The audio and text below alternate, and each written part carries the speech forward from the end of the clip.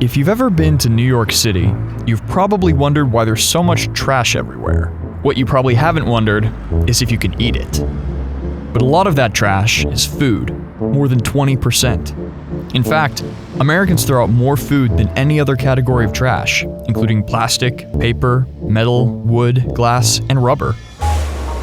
I'm Scott Bixby. I'm fascinated by cities and the people fighting to make them better. Today, I'm visiting the man who wants to use leftovers to save the planet.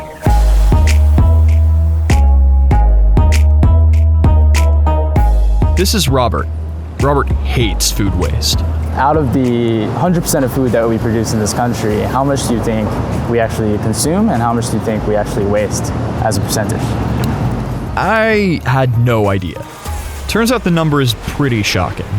40%. Yes, almost half of the food produced in the US is simply thrown out. That 40% of the food that's being wasted every single year is actually enough food to feed the entire American hungry population 3 times over. How many people is that? That's 75 million Americans. Wow. It's just ridiculous how these two issues kind of coexist. So you guys are the ones filling the gap? Well, you also, because you're volunteering. Yeah. Yes. Oh, right. Today, I'm volunteering for Robert's nonprofit. It's called Rescuing Leftover Cuisine, or RLC, and the premise is pretty simple. Take excess food from restaurants and deliver it to food pantries and homeless shelters. All right, put me to work. What do I grab? Today, I'll be helping one of the 15 or so food runs the RLC coordinates in Manhattan every day. All right. Good to go? Hunger is nothing new to Robert. Growing up in Queens as the son of Korean immigrants, Robert's parents worked hard to provide for their children. My parents struggled a lot because they sacrificed a lot, and as children, my brother and I mean, we didn't really understand what was going on, but we grew up knowing what hunger was and kind of understanding why we have to eat everything that we have because we don't know when we're gonna have another meal. This kind of hunger is called food insecurity. Robert's family wasn't necessarily starving, but they would occasionally go hungry in order to make ends meet. In New York City, 1 in 6 residents is food insecure, including nearly 1 in every 4 children. And in the United States, more than 49 million people live in food insecure households. Fortunately, despite their struggles, the sacrifices that Robert's parents made paid off. He ended up getting a full ride to NYU and landed a secure job at JP Morgan. But Robert eventually decided to leave his safe job on Wall Street to pursue a full-time career in leftovers. What was that like for your parents? They, made so many sacrifices. Like, how did they feel about you, moving into a completely different career track than they were planning? Yeah, my parents were very opposed in the beginning. When Robert saw the difference in what he could accomplish with an hour of work on his own versus an hour of work at a big company, he realized he had to leave finance. When I explained that to my parents, they started to understand, and then they actually were the first donors of Rescuing Cuisine. Today, Robert has an army of volunteers from all walks of life. And on this run, a handful of them were able to deliver 160 pounds of food in less than an hour. That's enough food to feed 133 people. To see the impact these donations have, I pitched in at one of the shelters where RLC delivers food, New York City Rescue Mission.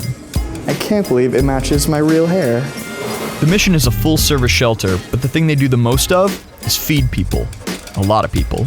We're feeding in excess of 300-400 people every single day. We have food probably we couldn't afford to buy that we're able to offer to our guests. Really good meats, great desserts, well-prepared vegetables. It really is a special thing for our guests. Until groups like RLC are able to expand, the mission will still have to purchase the bulk of its meals, a situation that's all the more ridiculous in a city literally overflowing with food. Obviously, buying that much food for 240 people a week is probably going to be, that's not easy for any nonprofit to handle. No. I'd love to get to the point where we don't have to buy any food.